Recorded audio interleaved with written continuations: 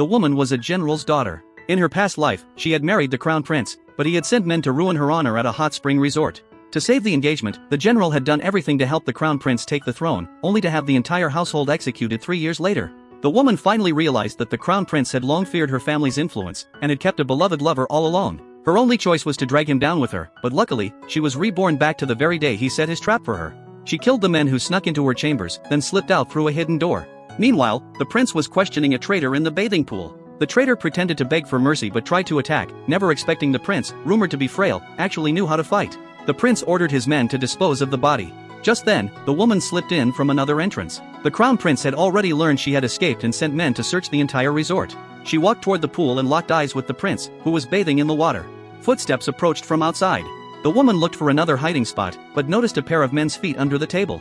The prince was ready to silence her if she screamed, but instead, she jumped into the water and fell into his arms.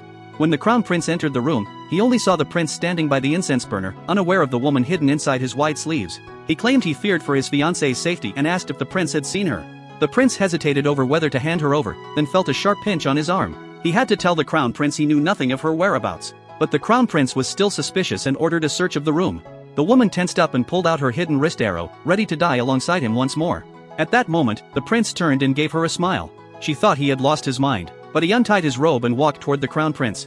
The crown prince frowned and asked what he was doing. He said he was simply waiting to be searched. Uncomfortable, the crown prince looked away. Right then, a guard reported strange movement in the outer woods. He left with all his men at once.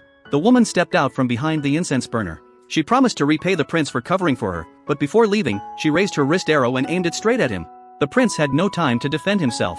Just before the arrow pierced his forehead, she pulled it back.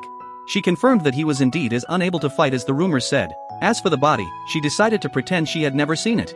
The prince was furious at being toyed with. He stepped forward and chided her for treating her savior this way. The woman apologized and said she would take responsibility, then pulled him close, telling him she would marry him. Her expression made it clear she meant every word. Seeing this, the prince quickly reminded her she was still his brother's fiancée.